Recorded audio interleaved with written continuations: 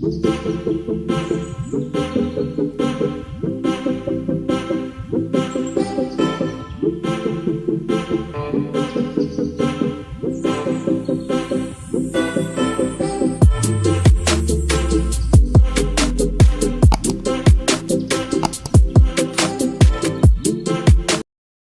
আলাইকুম এভরিওয়ান, সবাই কেমন আছেন? আলহামদুলিল্লাহ, আমি অনেক ভালো আছি। আপনারাও আশা করি অনেক ভালো আছেন।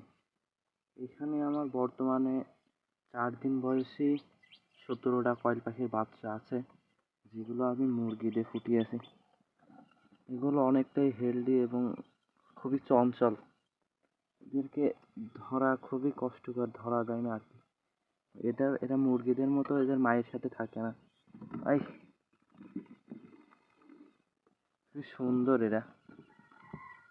এটা যখন এই বাচ্চাগুলো যখন ফোটে তখন অনেক অনেক ছোট থাকে, অনেক ছোট।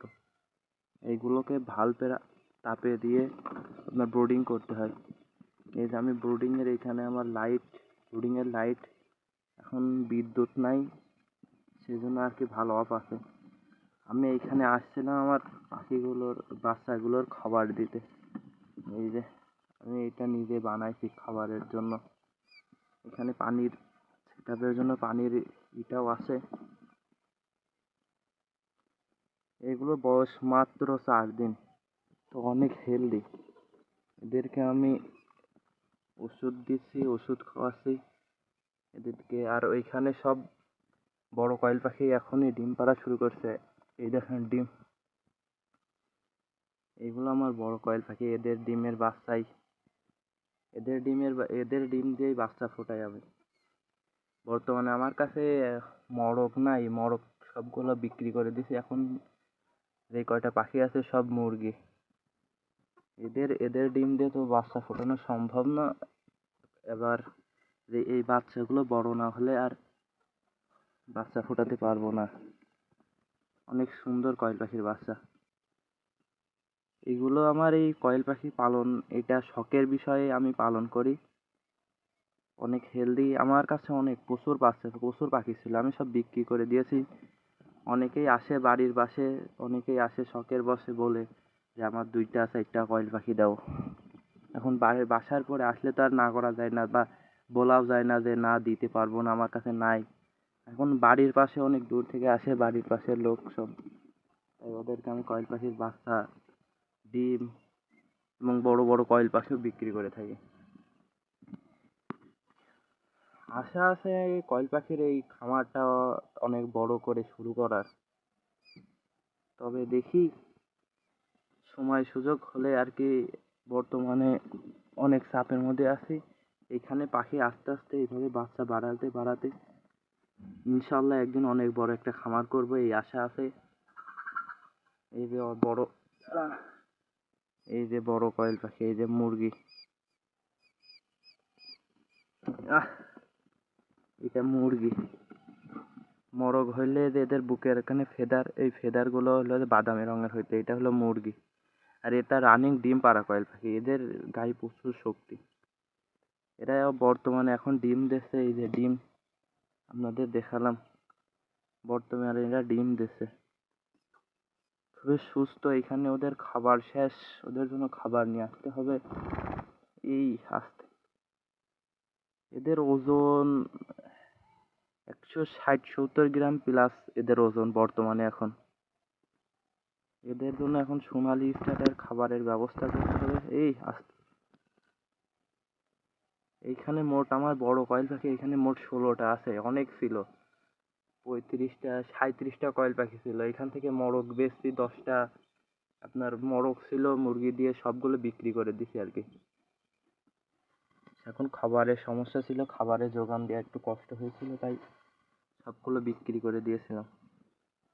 আর এইখানে কিছুদিন আগে মাত্র 9 তারিখেই বাচ্চাগুলো ফুটিয়েছে। বর্তমানে আজকে 11 তারিখ।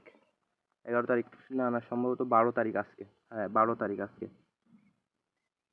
এদের বয়স 40 থেকে 45 দিন হলেই ডিম দেবে। এদেরকে অনেক টেক কেয়ার করতে হয়।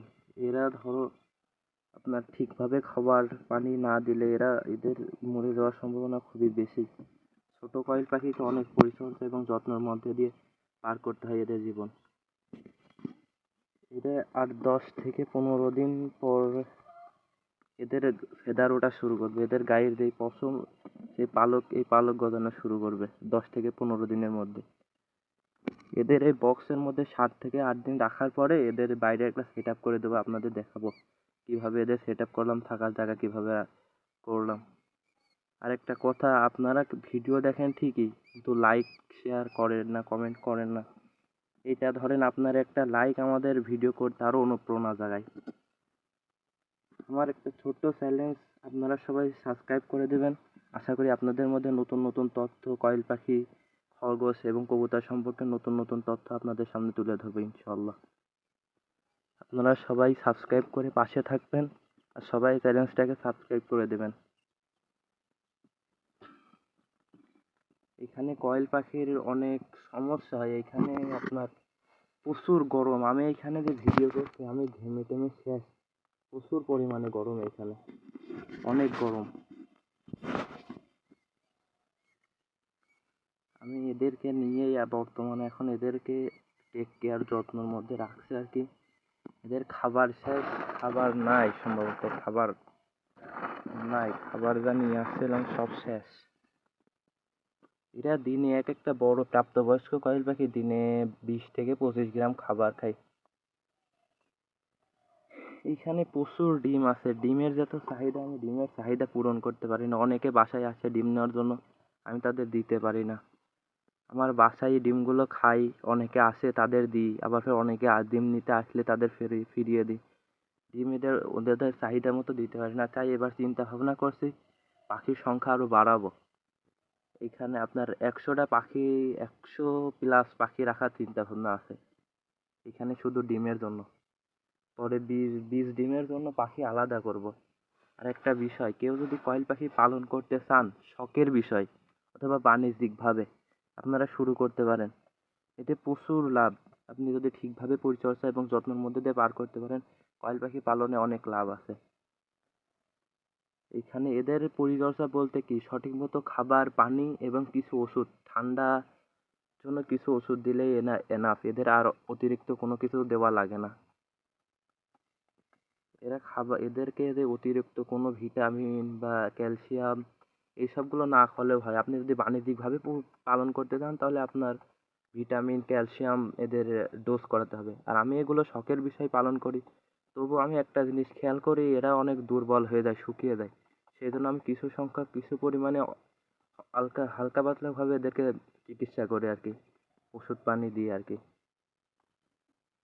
এরা সাধারণত